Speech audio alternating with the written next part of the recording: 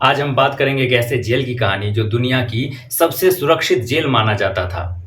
America के San Francisco में समुद्र के बीच में एक 22 एकड़ का आइलैंड मौजूद है जिसे अल्काट्राज के नाम से जाना जाता है। अल्काट्राज जेल का निर्माण 1854 में एक मिलिट्री जेल के रूप में किया गया था, लेकिन 1934 में इसे फेडरल जेल में बदल दिया गया। यह जेल चारों तरफ से पैसिफिक ओशियन और खतरनाक समुद्री लहरों से घिरा हुआ था। यह बाहर से जितना सुरक्षित और मजबूत था, अंदर से भी उतना ही सुरक्षित था।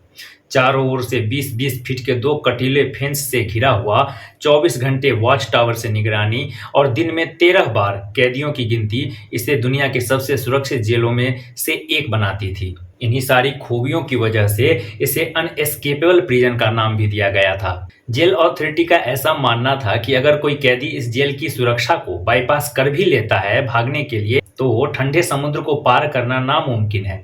इसलिए अल्काट्राज को दुनिया का सबसे सुरक्षित जेल माना जाता था। 12 जून 1962 की सुबह जेल का नॉर्मल अलार्म कैदियों को जगाने के लिए बजता है। जेल का गार्ड एक एक करके सभी सेल के पास जाके कैदियों को चेक करता है। एक सेल के पास जाके गार्ड रुक जाता है क्योंकि एक कैदी अभी तक सो रहा था। गार्ड ने उसे जगाने के लिए आवाज दी, पर उसकी तरफ से कोई भी रिस्पॉन्स नहीं मिला। गुस्से में गार्ड ने सेल खोलकर अंदर गया और एक जोर का डंडा उसके सर पे दे मारा। जैसे ही डंडा कैदी के सर पर पड़ता है, उसका सर अचानक से बिस्तर से लुढ़क कर नीचे गिर जाता है। यह देखकर गार्ड के पसीने छूट जाते हैं और वह डर से पीछे हट जाता है। इस ठंडे वातावरण में भी उसके पसीने छूटने लगे। जब गार्ड ने अपना होश संभाला और उस गिरे हुए सर को गौर से देखा, तो वह पाया कि यह एक डमी सर था। गार्ड ने फौरन दौड़कर बाकी के सेल्स में देखा, तो दो और सेल्स में उसे वैसा ही डमी सर मिला। तब अल्काट्राज के इतिहास में पहली बार सायरन बजा। अल्काट्राज को तोड़ा जा चुका था। एक या दो नहीं, बल्कि 3 कैदियों ने अल्काट्राज के सबसे सुरक्षित जेल होने के दावों को गलत साबित कर वहां से फरार हो चुके थे। इस घटना को अंजाम देने वाले 4 कैदी थे: Frank Morris, John Anglin, Clarence Anglin and Allen West. Frank Morris एक ऐसा अपराधी जिसका IQ 133 था। फ्रैंक का जन्म 1926 में वाशिंगटन DC में हुआ था। जब फ्रैंक 11 वर्ष का था, तभी उसके पेरेंट्स ने उसे छोड़ दिया। वह किशोरावस्था से ही कई ऑर्फेनेज एंड सुधार गृह में भटकता रहा। 14 वर्ष की उम्र तक आते आते उसने अपराध की काली दुनिया में अपना कदम रख चुका था। एक बड़े बैंक रॉबरी के दौरान वह पकड़ा गया और उसे 14 वर्ष की सजा सुनाई गई। उसे अटलांटा पेनिटेंशियरी में जेल भेजा गया, लेकिन शातिर फ्रैंक वहां से भाग निकला। उसे दोबारा पकड़कर 14 वर्ष की सजा पूरी करने के लिए उसे 1960 में अल्काट्राज भेजा गया। इस घटना के दूसरे और तीसरे प्रमुख किरदार हैं एंगलिन ब्रदर्स, जॉन एंगलिन एंड क्लेरेंस एंगलिन। ये दोनों जॉर्जिया में पैदा हुए। एक बेहद ही गरीब किसान के यहाँ पैजन में 13 बच्चों में से ये भी थे। दोनों भाई बेहद नजदीक थे, बचपन से ही हर काम साथ में किया करते थे। 14 वर्ष की उम्र से ही दोनों भाइयों ने चोरी, डकैती और लूटपाट शुरू कर दिया था। ये दोनों भाई तैराकी में भी बहुत अच्छे थे। 1958 में दोनों भाइयों को बैंक रॉबरी में पकड़ा गया और इन्हें भी अटलांटा पेनिटेंशियरी जेल में भेजा गया। यहीं इन दोनों भाइयों की मुलाकात फ्रैंक से भी हुई। वहां से इन्होंने कई बार भागने की कोशिश की, जिसकी वजह से इन्हें भी अल्काट्राज जेल में ट्रांसफर कर दिया गया। और इस घटना में शामिल चौथे कैदी का नाम एलन वेस्ट था। एलन का जन्म 1929 में न्यूयॉर्क शहर में हुआ था। एलन भी अल्काट्राज से पहले अटलांटा जेल में ही था और ये भी एंगलिन ब्रदर्स को जानता था। एलन ने भी पहले कई बार अटलांटा से भागने की नाकाम कोशिश की थी, जिस वजह से उसे अल्काट्राज भेज दिया गया। इन चारों की एक सी ही मानसिकता होने के कारण इनमें जल्द ही आपस में दोस्ती हो गई। जब भी ये मिलते तो सभी गार्ड्स की नजर से बचकर हमेशा भागने की बातें ही किया करते थे। एंगलिन ब्रदर्स और एलन वेस्ट पहले से ही जेल के B ब्लॉक में थे। परेशानी थी तो ये कि फ्रैंक मॉरिस जेल के A ब्लॉक में था, जिस वजह से इन चारों की बातें तभी हो सकती थी जब शाम को फ्री टाइम में कैदियों को कंपाउंड में लाया जाता था। अल्काट्राज से भागने की प्लानिंग ये तभी कर सकते थे जब ये एक ब्लॉक में हो। एलन इस जेल में इन चारों में सबसे पहले आया था। एलन ने इन लोगों को बताया कि जेल के ब्लॉक B के पीछे एक पतली सी गैलरी है, जहां वाटर सप्लाई के लिए पाइप्स का एक जाल बिछा हुआ है जो सीधे छत तक जाता है। छत पर पाइप्स के सहारे आराम से पहुंचा जा सकता है अगर बीच में लगा वेंटिलेशन शाफ्ट निकाल दिया जाए, जो कि कंक्रीट से सील्ड नहीं था। तब इन चारों ने सोचा कि जेल से निकलने के लिए ब्लॉक B ही सबसे आसान उपाय है। अब बारी थी तो फ्रैंक को B ब्लॉक में लाने की। फ्रैंक ने ब्लॉक बी में ट्रांसफर के लिए अर्जी लगाई और कुछ समय के बाद ही उसकी अर्जी स्वीकार भी हो गई और उसे बी ब्लॉक में शिफ्ट कर दिया गया। अल्काट्राज में एक सेल में एक ही कैदी को रखा जाता था। अब ये चारों एक ही ब्लॉक में एक दूसरे के अगल बगल में थे और जब चाहे बातें कर सकते थे। इस जेल में कैदियों के लिए कुछ सुविधाएं भी थी, जैसे लाइब्रेरी, अगर किसी को पढ़ना है तो, अगर किसी को पेंटिंग पसंद है तो उसके लिए पेंटिंग की सुविधा, और म्यूजिकल इंस्ट्रूमेंट्स भी उपलब्ध कराए गए थे। इस जेल में हर शाम 1.5 घंटे का एक म्यूजिकल कंसर्ट भी हुआ करता था कैदियों के द्वारा। उस जगह इकट्ठा होकर सभी कैदी अपना मनपसंद इंस्ट्रूमेंट बजाया करते थे। फ्रैंक को बजाने के लिए भी एक म्यूजिक इंस्ट्रूमेंट कॉन्सर्टीना मिला हुआ था। छत तक जाने के लिए इनका अपने अपने सेल से निकलना जरूरी था। सेल्स और दरवाजे बेहद मजबूत स्टील का बना हुआ था जिसे तोड़ना नामुमकिन था। सेल्स से बाहर निकलने के लिए इन्होंने टॉयलेट सीट के बगल में लगा हुआ वेंटिलेशन शाफ्ट को चुना, जिसका डायमेंशन 9x6 इंच का था।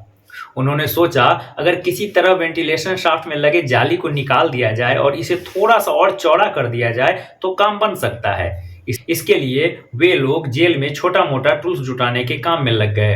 इन्होंने इस काम के लिए बटर नाइफ, चम्मच, टूटी हुई आरी का इंतजाम किया।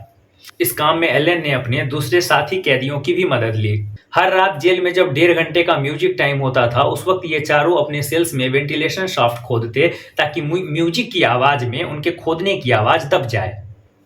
लेकिन इन चारों के लिए खतरा अब भी था कि अगर कभी राउंड मारते हुए किसी गार्ड की नजर अगर उस वेंटिलेशन शाफ्ट पर पड़ती तो वे लोग पकड़े जा सकते थे। इसके लिए उन्होंने गत्ते और कार्डबोर्ड की मदद से इन्होंने बिल्कुल एक वैसा ही ढांचा तैयार किया और उसे दीवार पर लगे कलर से भी पेंट कर दिया। हालांकि पेंट का इंतजाम करना एलन के लिए कोई बहुत बड़ी बात नहीं थी। उसे ब्लॉक बी में साफ सफाई का और पेंट का काम मिला हुआ था। कुछ महीनों बाद उन्होंने वेंटिलेशन शाफ्ट को इतना चौड़ा तो कर लिया था कि उससे आसानी से निकला जा सकता था। अब वे अपने सेल से निकलकर आसानी से गैलरी में जा सकते थे और वहां पाइप्स के सहारे छत तक पहुंच सकते थे। अब उनकी अगली चुनौती थी अल्काट्राज को चारों ओर से घेरे हुए विशाल समुद्र को पार करने की। इसके लिए फ्रैंक ने प्लान बनाया कि जेल में पुराने रेनकोट्स की मदद से वे एक नाव और 4 लाइफ जैकेट्स बनाएंगे। रेनकोट से नाव बनाने की तकनीक उसने एक मैगजीन में पढ़ी थी जो जेल में कैदियों के लिए मुहैया कराई जाती थी। अपने जेल के साथियों के साथ मिलकर उन लोगों ने करीब 70 से 80 रेनकोट्स इकट्ठा किए। हर रात कैदियों की गिनती के बाद और सभी कैदियों के सो जाने के बाद वे चारों वेंटिलेशन शाफ्ट से निकलकर गैलरी में पहुंचते और पाइप्स पे चढ़कर छत पे जाते और वहां एक ब्लाइंड स्पॉट पे नाव बनाते। रात में राउंड लगाने वाले गार्ड से बचने के लिए इन्होंने टॉयलेट पेपर, साबुन और मिट्टी को मिलाकर 4 डमी हेड सर तैयार किया। जिस जगह कैदियों के बाल काटे जाते थे वहां से बाल इकट्ठा करके उन्होंने डमी सर के सिर पर चिपका दिया ताकि वे असली लगें और गार्ड्स को शक ना हो। सेल से निकलने से पहले ये बेडशीट और तकिया को शरीर का आकार देकर चादर से ढक देते और डमी सर को इस तरह रखते कि गार्ड्स को लगता ये सो रहे हैं। बिना किसी की नजर में आए ये चारों महीनों तक ये काम करते रहे। इन्होंने 14x6 का एक नाव बनाया और 4 लाइफ जैकेट्स भी बनाए। कुछ लकड़ियों को चुराकर इन्होंने 4 चप्पू बनाया। दिसंबर 1961 से जून 1962 लगभग 6 महीनों में इन्होंने अपना पूरा काम कंप्लीट कर लिया था। 11 जून 1962 की रात के करीब 9:30 बजे उन्होंने ठीक वैसा ही किया जैसा वे नाव बनाते समय किया करते थे। उन्होंने dummy sir and dummy body को चादर से ढका और छत पे पहुंचे, लेकिन एलन वेस्ट अभी तक अपने सेल से बाहर नहीं आ पाया था। वजह था समय रहते उसके ग्रिल का ना निकल पाना जो कि अटक गया था। बाकी के तीनों ने सोचा जब तक एलन आता है तब तक उन्हें नाव में हवा भर लेनी चाहिए। उन्होंने बोट में कॉन्सर्टीना की मदद से हवा भरा जो कि फ्रैंक को मिला था म्यूजिक बजाने के लिए। जब तक एलन वेस्ट अपने सेल से निकलकर छत पर पहुंचा तब तक काफी लेट हो चुका था। फ्रैंक मॉरिस एंड एंगलिन ब्रदर्स समुद्र की गहराइयों में उतरकर खो चुके थे। हालांकि उन लोगों ने एलन के लिए एक लाइफ जैकेट और एक चप्पू छोड़ा था, लेकिन एलन की हिम्मत नहीं हुई कि अकेले समुद्र में वो जा सके। एलन वापस अपने सेल में आ गया और फिर 12 जून 1962 की सुबह क्या हुआ ये आपको पता ही है। बोट्स और हेलीकॉप्टर से पूरे समुद्र की खाक छानी गई। आसपास के हर छोटे मोटे टापू पे तलाशी ली गई। छोटे से छोटे गुफाओं में खोजा गया, लेकिन जेल अथॉरिटी के हाथ कुछ भी सुराग ना लगा। इधर जेल में हर कैदी के सेल की तलाशी ली गई। तब एलन वेस्ट के सेल में उन्हें वैसा ही डमी सर मिला और टूटी हुई वेंटिलेशन शाफ्ट मिली जैसा कि एंगलिन ब्रदर्स और फ्रैंक मॉरिस के सेल्स में थी। जब जेल पुलिस को कोई सुराग नहीं मिला तो यह केस एफबीआई को सौंप दिया गया। घटना के इकलौते गवाह एलन वेस्ट से एफबीआई की पूछताछ के दौरान एलन ने बताया कि यहां से निकलकर वे एंजल टापू पर जाने वाले थे, जो कि अल्कट्राज से 3 किलोमीटर की दूरी पर था। फिर वहां से 1.5 किलोमीटर पार करने के बाद शहर में दाखिल होंगे और वहां से कपड़े एवं गाड़ी चुराकर हमेशा के लिए देश छोड़ देंगे। एफबीआई ने एलन के स्टेटमेंट के आधार पर हर तरह का सर्च अभियान चलाया, लेकिन उन्हें मिला तो बस एलन के पास के जैसा चप्पू, और कुछ दिनों के बाद 3 लाइफ जैकेट्स भी एफबीआई को मिलता है। देखते ही देखते यह खबर पूरे अमेरिका में आग की तरह फैल गई। हर तरफ सरकार की आलोचना हो रही थी। जिस जेल को सरकार अनएस्केपेबल बता रही थी, उसे तोड़कर 3 कैदियों का फरार हो जाना सच में सरकार के लिए बेहद शर्मनाक बात थी। अक्टूबर 1962 में एक मालवाहक जहाज के एक क्रू मेंबर ने एफबीआई को बताया कि जुलाई में जब उनका जहाज कनाडा जा रहा था तब उन्होंने समुद्र में एक लाश तैरता देखा जिसने अल्कट्राज जेल के कैदियों जैसा कपड़ा पहना हुआ था।